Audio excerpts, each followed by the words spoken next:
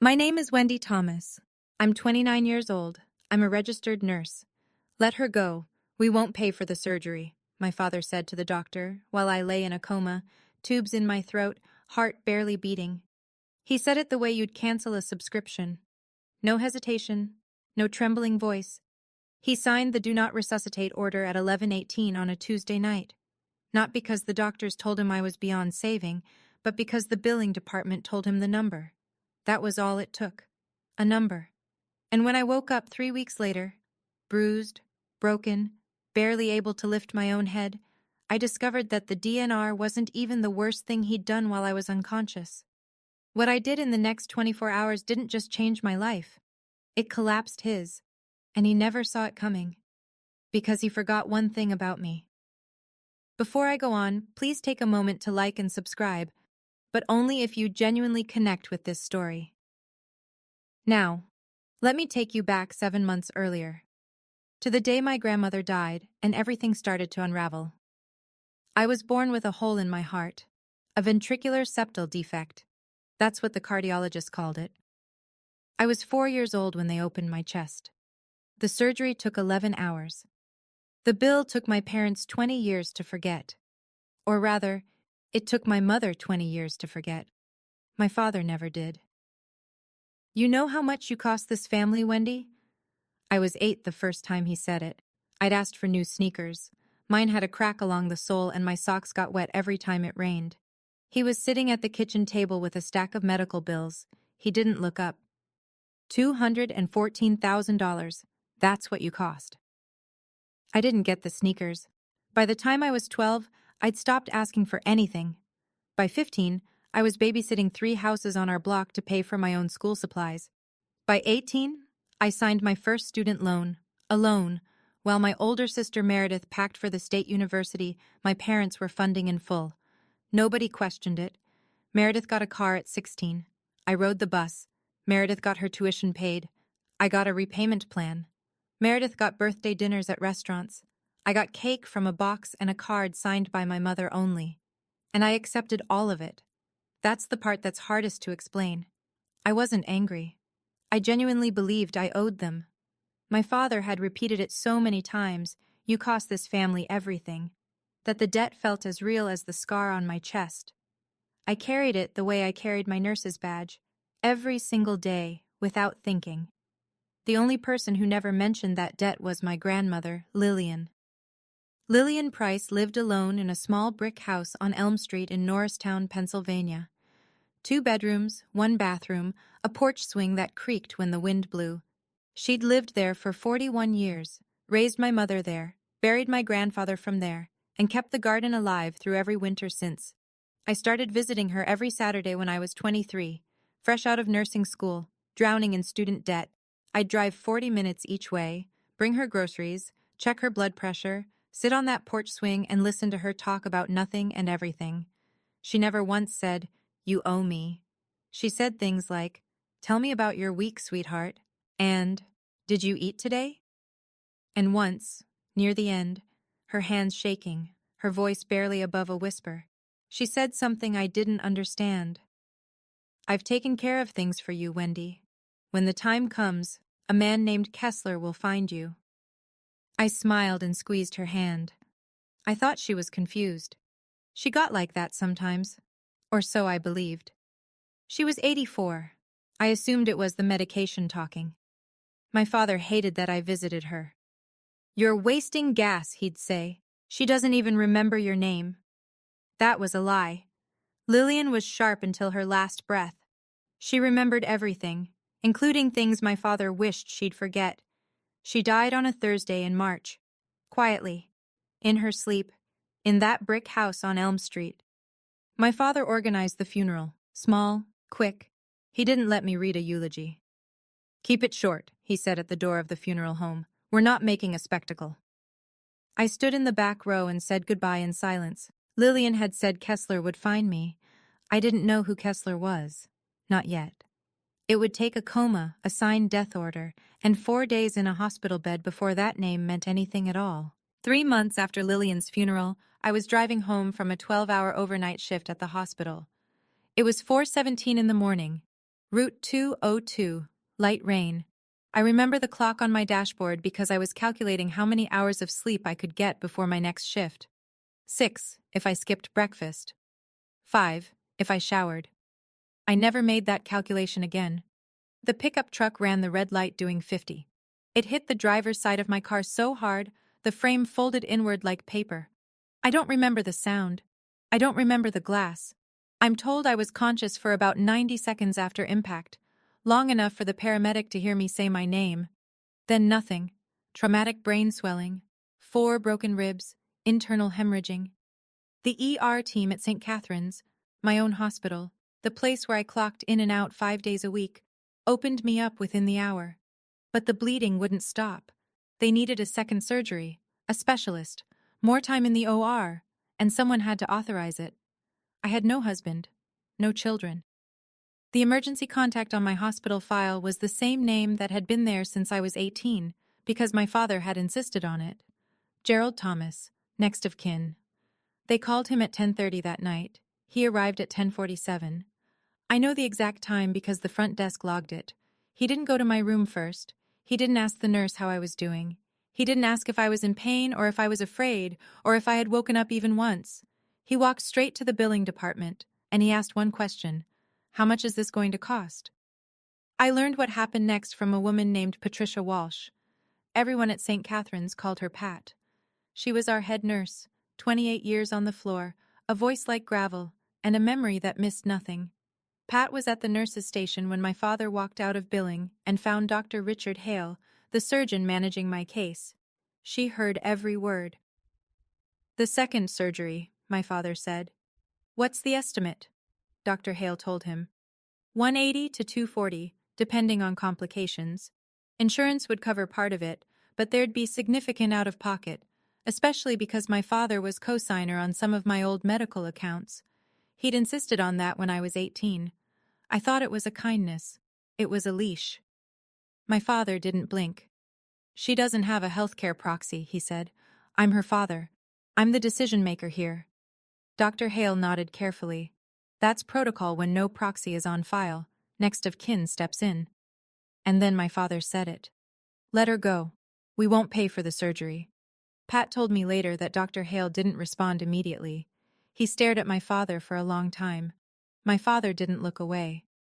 "She's been a financial drain her whole life," my father said. "Don't resuscitate." He signed the DNR form. His hand was steady, no hesitation. He put the pen down, asked if there was anything else he needed to sign, and walked toward the elevator. He didn't visit my room. He didn't look through the glass. He didn't say goodbye. Pat stood behind the station counter, gripping the edge with both hands. She told me her knuckles were white. She told me she wanted to scream. She didn't scream. She did something better. She sat down and opened my employee file. Every nurse at St. Catherine's fills out an emergency packet during onboarding: contact information, insurance, allergies, and a healthcare proxy designation. Most people skip that last section. I didn't. 3 years before that night, I had signed my healthcare proxy over to Deborah Owens. Deborah was my best friend from nursing school. She lived 45 minutes away in Cherry Hill, New Jersey. She was listed clearly on my employee file: name, phone number, relationship. Pat found it in under 2 minutes. She called Deborah at 11:14 p.m. Deborah picked up on the second ring. Pat told her what had happened: the accident, the coma, the surgery that needed authorization, and a father who had just signed an order to let his daughter die. Deborah didn't ask questions. She said, "I'm leaving now." She drove 90 minutes through rain.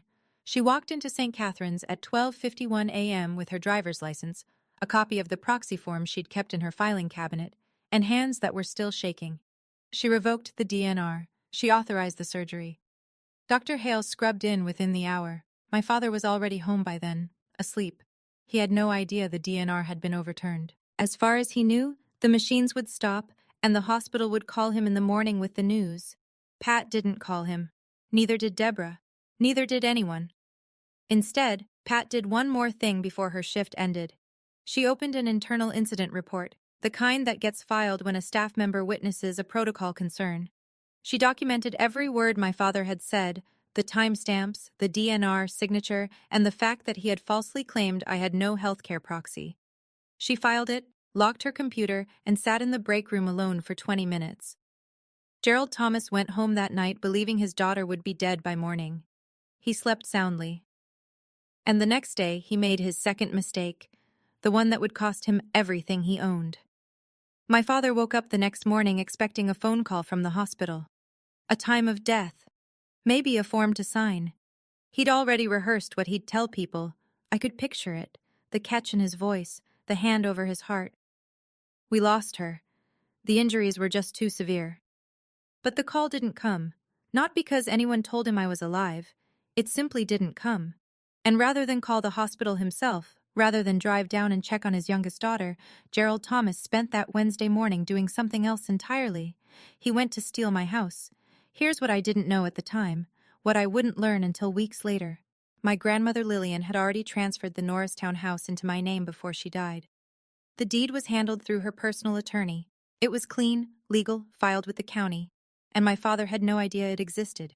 What he did know was that Lillian was gone, the house was sitting empty, and someone was going to claim it, so he made sure that someone was him.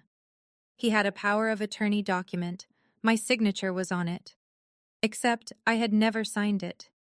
He'd traced my handwriting from old medical consent forms, the ones he'd made me sign when I was barely 18 and didn't know any better. He brought the forged POA to a notary he knew, a man named Carl who owed him a favor and didn't ask questions. Carl stamped it. Gerald filed the deed transfer at the county recorder's office that afternoon. By Thursday, the house was in his name. By Friday, he'd walked into a bank and taken out a mortgage against it. $280,000. Cash in hand within a week. The money didn't go toward my medical bills. It didn't go into a savings account. It went to pay off gambling debts. Debts that nobody in our family, in our church, in our neighborhood knew existed. He didn't know the house was already in my name. He didn't know how it got there. And he certainly didn't know about the man my grandmother had called Kessler. But here's the thing about forged signatures. They hold up only as long as nobody looks closely. And somebody was about to look very, very closely.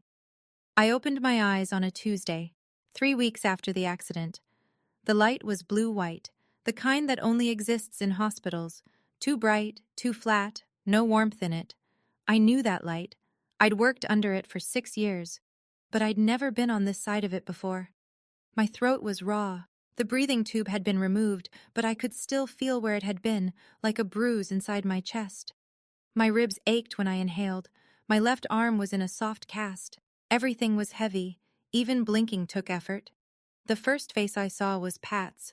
Not my father's, not my sister's. Pat. She was standing by the window with her arms crossed, watching my monitors.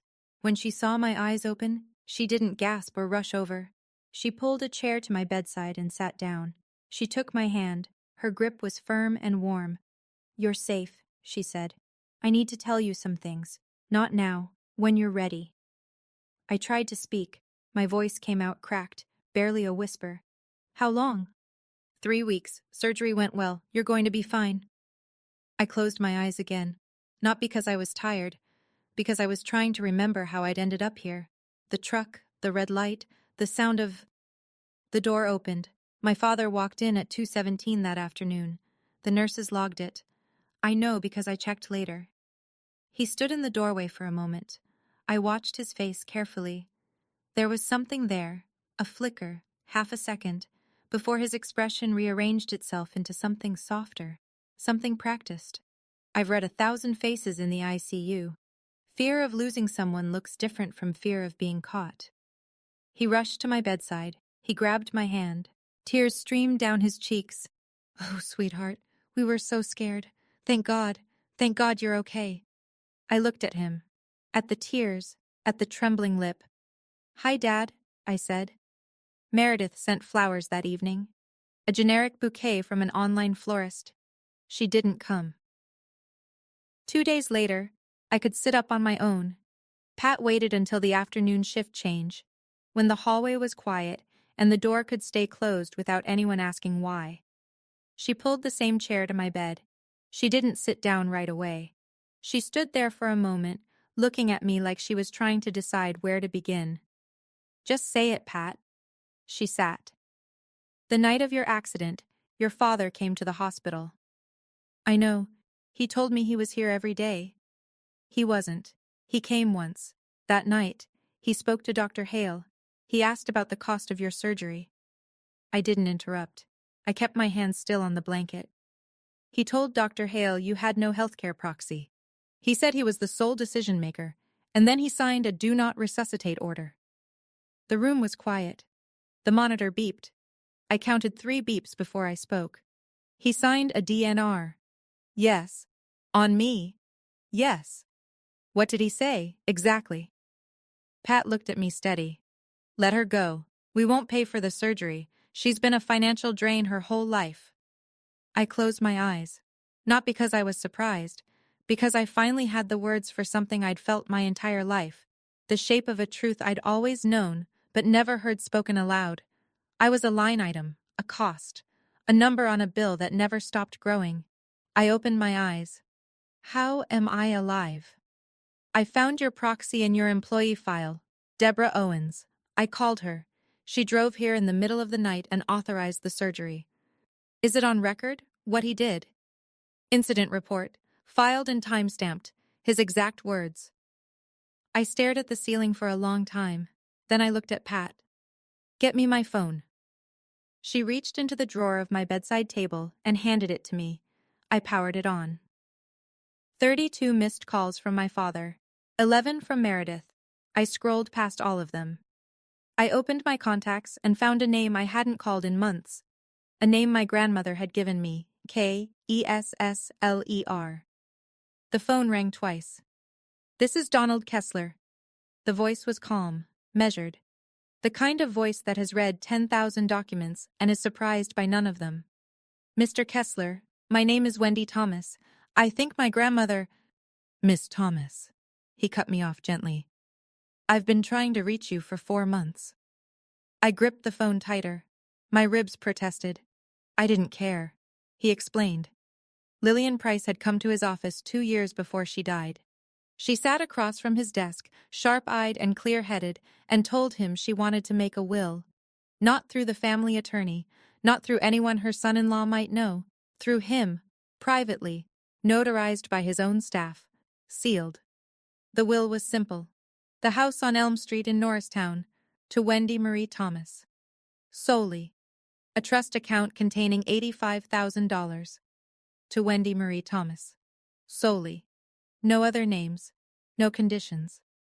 It was probated 5 months ago, Kessler said. The court confirmed it. The deed transfer to your name was filed and recorded. I sent certified letters to your address. They were returned. I called your listed phone number. Someone told me you'd moved out of state and didn't want to be contacted. My father. That was my father's voice on the line, telling Kessler I was gone. I'm in the hospital, Mr. Kessler. I was in a car accident.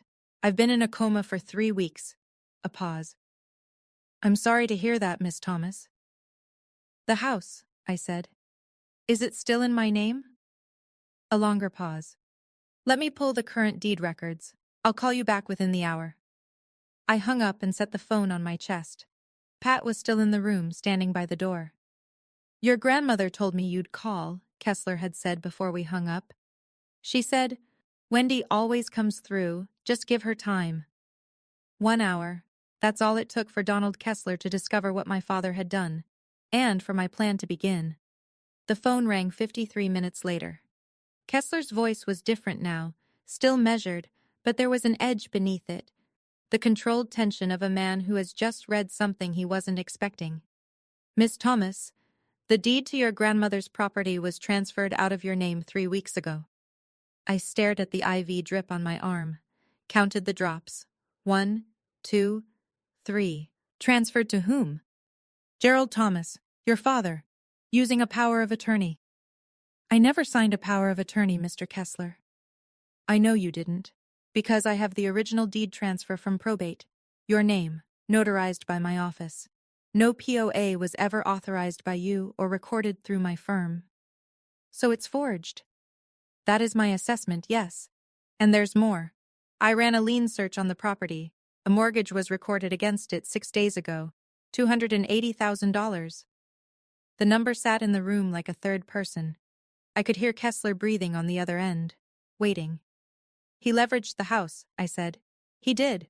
I reached for the pen on my bedside table. My hand wasn't shaking. I don't know why. Maybe because none of this was surprising. Maybe because I'd spent 29 years learning exactly who my father was, and this was simply the final lesson. I wrote down every number Kessler gave me. The mortgage amount, the recording date, the lien holder, the notary's stamp number. Miss Thomas, do you want to press charges? Not yet. I want to see how deep this goes first. There's one more thing, Kessler said. Your grandmother left you a letter, sealed. She asked me to deliver it to you in person, only to you. I set the pen down. When can you come to the hospital? Tomorrow morning, 9 o'clock. I'll be here. I hung up, wrote the last number down. Then I turned to Pat, who had been standing silently by the window the entire time. Pat, I said, what time did my father sign the DNR? 11:18 p.m. I wrote that down too. Gerald Thomas visited his daughter the next afternoon with a bouquet of yellow roses and a Tupperware of banana bread that Meredith had baked. He set both on the table beside my bed, kissed my forehead, and sat down with the sigh of a man carrying an enormous burden. He was good at this. The performance. I'd watched it my entire life, at parent-teacher conferences, at church potlucks, at holiday dinners. The weary father, the silent provider, the man who sacrificed everything and never complained. The doctors say you'll be out in a week, he said, squeezing my hand. We'll take care of everything. Thank you, Dad. Meredith came this time, first visit since the accident. She stood at the foot of my bed with her phone in her hand and a tight smile that didn't reach her eyes. We were so worried, she said. I couldn't sleep for weeks. I looked at her. She looked at the window. My father leaned forward, his voice low and warm. The voice he used when he wanted you to feel held. Don't worry about the medical bills, sweetheart. We'll figure it out as a family. That's what families do. That's what families do. The man who signed my death order was sitting at my bedside, holding my hand, telling me about family. As a family, I repeated. I squeezed his hand back. I smiled. He smiled too, satisfied. He thought the script was working. They stayed for 40 minutes. Gerald talked about the weather, the Phillies, a leak he'd fixed for a client on Saturday. Meredith checked her phone 11 times. Then they left. I watched the door close behind them. I sat still for 10 seconds. The room was silent. Then I picked up my phone and called Kessler. Mr. Kessler, when can you come? Bring the letter. Donald Kessler arrived at 9 the next morning. He was shorter than I'd imagined. A quiet man in a gray suit, silver-rimmed glasses, a leather briefcase that had seen decades of use. He shook my hand gently, mindful of the IV line, and pulled a chair beside my bed. Your grandmother spoke about you often, he said. Every meeting, she mentioned you. He opened the briefcase. Inside was a manila envelope, sealed, Lillian's handwriting on the front. Just my name, Wendy. I broke the seal carefully. Inside was a single sheet of paper, folded twice. Her handwriting was thin but steady. She had written this while she could still hold a pen. Wendy, I know your father will try to take everything. He already has over the years. My pension, my savings, things I never told you because I didn't want to break the family apart. That was my mistake. Don't make it yours. The house is yours. The money is yours. Mr. Kessler has all the paperwork. Don't let anyone take what's yours, not even your father, especially your father. You are stronger than me, sweetheart. You always have been. I'm sorry I didn't say this while I could still hold your hand. I cried. For the first time since I'd woken up, since the accident, since Pat's words, since every cold revelation that had stacked on top of the last like bricks. I cried. Not because I was weak, because my grandmother had seen me. All of me. And she had planned for this moment the way she planned everything. Quietly, carefully, with love that didn't need applause. Kessler waited. He set a thick folder on the blanket beside me when I was ready. The original will, the probate records, the deed transfer in my name, and the lien search showing my father's mortgage. "You have everything you need," he said. "What do you want to do?" I wiped my face, sat up straighter, my ribs screamed I didn't care. "I want to do this right. I want to do this publicly, and I want it done before Sunday." Kessler raised an eyebrow. "What's Sunday?" "Our church holds its monthly community gathering. My father's a deacon. He never misses it." Okay, I need to pause here for a second. If you're watching this and thinking, "I know exactly how this feels," or if you're sitting there wondering, "What is she going to do on Sunday?" drop a comment right now. Tell me, should she confront him publicly or handle it privately? I genuinely want to know what you'd do. Now, back to the story. 5 days after I woke up, they discharged me. I was still sore, still slow, still bruised in places I couldn't see. But I could walk, I could think, and I could make decisions, which was all that mattered. My father arrived at 10 in the morning to pick me up. He'd brought a suitcase. "You're staying with us until you recover," he said. He didn't ask. He announced it. The way he announced everything. "No arguments." "That's kind of you, Dad, but Deborah's picking me up. She has a spare room." His face changed. Not dramatically. Gerald Thomas never let the mask slip far, but the corners of his mouth tightened. "You'd rather stay with a stranger than your own family?" "She's not a stranger. She's been my emergency contact for 3 years." Something moved behind his eyes. A calculation. But it didn't land. He didn't connect it to the proxy. Not yet. "Fine," he said. He picked up the suitcase he'd brought and walked out without saying goodbye. That evening, Meredith texted, "Dad's upset. You're being ungrateful, after everything he's been through." I read it. I set my phone down. I didn't respond. At Deborah's apartment, I sat at her kitchen table and called Kessler. We went over the timeline. He confirmed the filings. Court motion to void the fraudulent deed, police report for forgery, notification to the mortgage lender about the disputed title, everything ready, everything in order. "Sunday," I said. "Sunday," he agreed. That night, my father called. I almost didn't answer, but I needed to hear it. "By the way," he said, his tone casual, almost rehearsed. "Grandma Lillian's house. I've been handling the estate stuff. Don't worry about it. I'll explain when you're feeling better." He was testing me, checking the perimeter, seeing if I knew. "Okay, Dad," I said. "Thanks for taking care of it." I hung up, set the phone face down on the table. Deborah was watching me from the kitchen doorway. "How do you do that?" she asked. "How do you sound so calm?" "Practice," I said. 29 years of practice. Let me tell you about my father's church. First Grace Community Church sits on a tree-lined road in a suburb west of Philadelphia. White steeple, red brick, parking lot that fills up every Sunday by 9:45. About 120 people attend weekly. Families, retirees, small business owners, teachers. The kind of congregation where everyone knows your name, your kids' names, and what you brought to the last potluck. Gerald Thomas had been a deacon there for 15 years. He ushered at the door. He read scripture from the lectern. He organized the men's breakfast.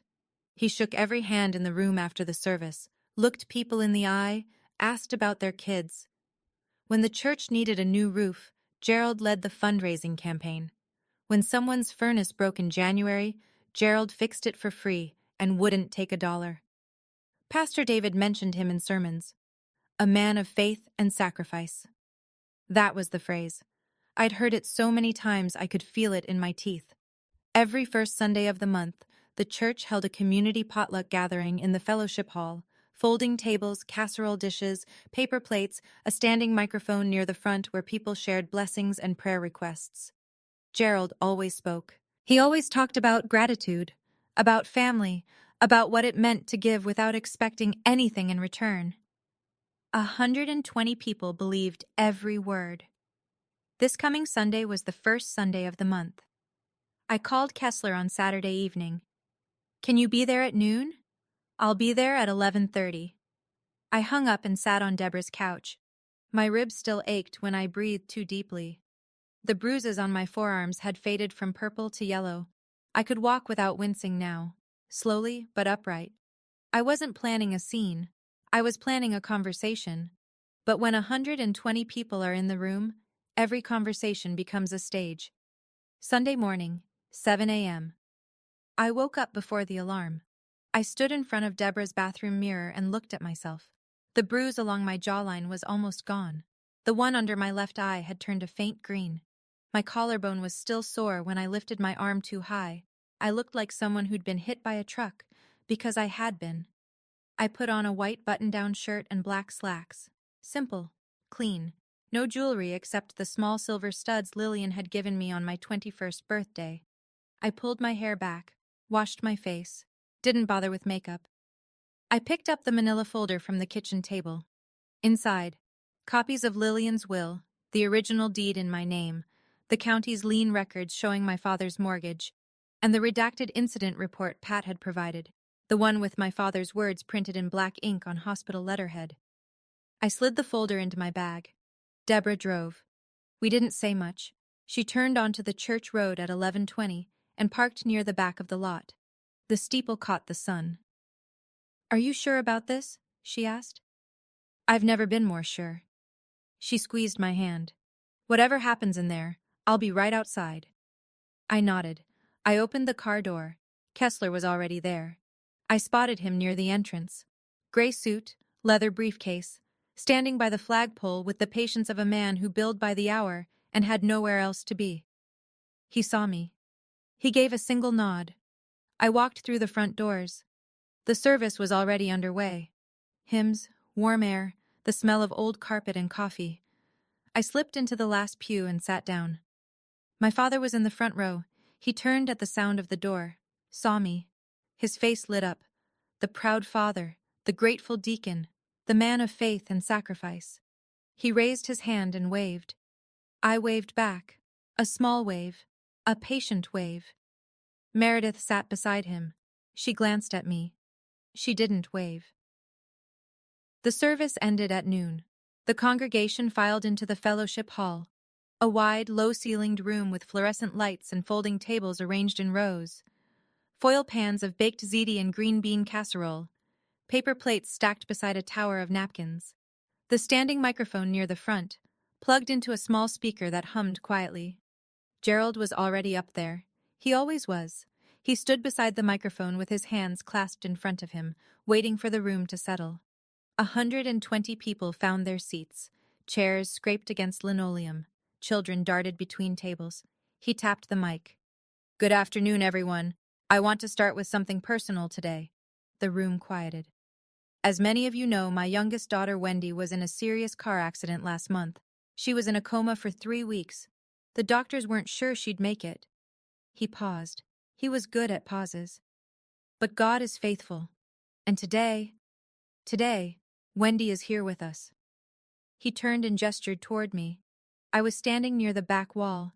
Every head in the room turned. Applause. Warm, genuine applause. A woman in the second row pressed her hand to her heart. An elderly man nodded. "As a father," Gerald continued, his voice cracking at exactly the right moment, "there is nothing more terrifying than almost losing your child. I prayed every single night. I never left her side." I felt the words land in my chest. Not like a wound, like a key turning in a lock. I never left her side. He said that to 120 people who had no reason to doubt him. "Family is everything," he said. "That's what I've always taught my girls." He looked at me. He smiled. He opened his arms, just slightly, the universal gesture of a father expecting an embrace. I smiled back. I walked toward him. The room watched with soft, expectant eyes. "Dad," I said, loud enough for the first 3 rows to hear, "can I say a few words?" He didn't hesitate. He couldn't. Not in front of 120 people who had just heard him call me his miracle. "Of course, sweetheart." He handed me the microphone.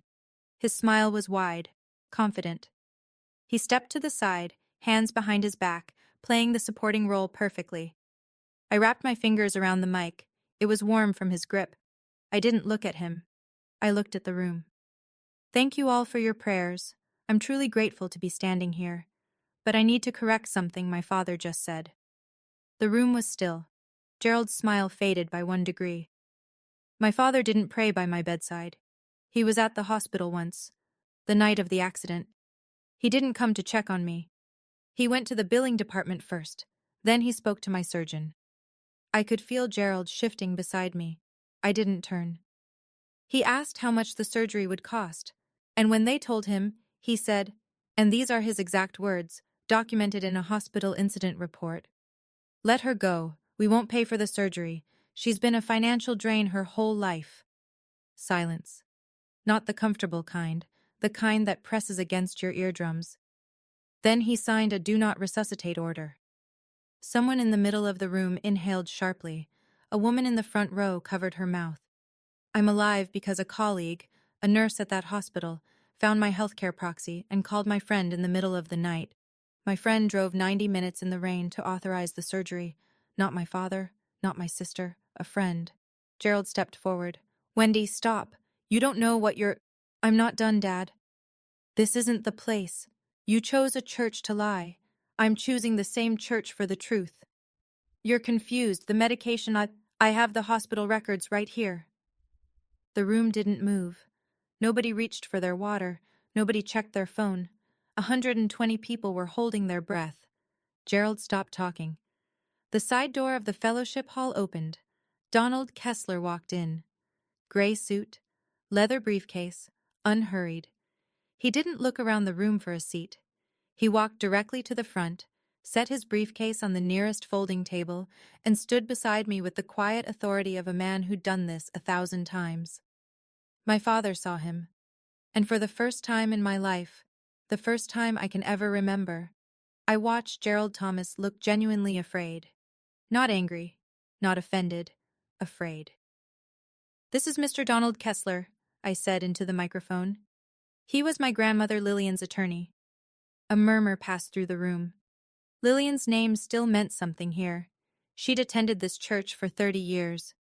My grandmother left me her house and her savings in a will, notarized, probated by the court 5 months ago.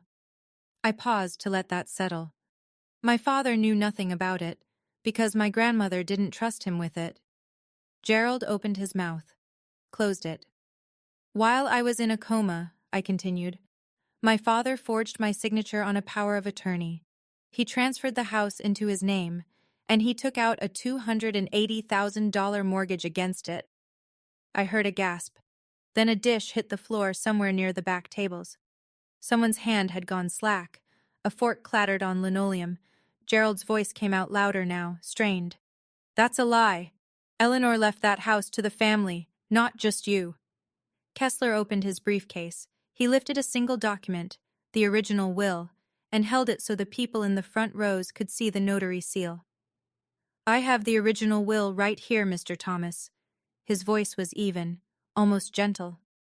"Solely to Wendy Marie Thomas. Your name does not appear anywhere in this document." Gerald looked at Meredith. Meredith was staring at the floor. I lowered the microphone for a moment and spoke directly to my father, not whispering, not shouting, just speaking. "I'm not here to humiliate you, Dad. I'm here because you tried to let me die. And when that didn't work, you robbed me. I know. This is a lot. If this story is hitting you hard, you're not alone. Thousands of people have commented on stories like this one. If you haven't subscribed yet, now's the moment. Hit that subscribe button so you don't miss how this ends. And tell me in the comments, what would you have said to Gerald right there in front of everyone? Okay, let's keep going." Gerald turned to the room. His jaw was set. His eyes were scanning, looking for an ally, a friendly face, anyone who might still be on his side. "She's on heavy medication," he said. His voice was tight but controlled. "She doesn't know what she's saying. This is a private family matter." Nobody answered. The room was a wall of folded arms and unblinking eyes. Then a voice from the back row, a man I didn't recognize. "Then why is there a lawyer here, Gerald?"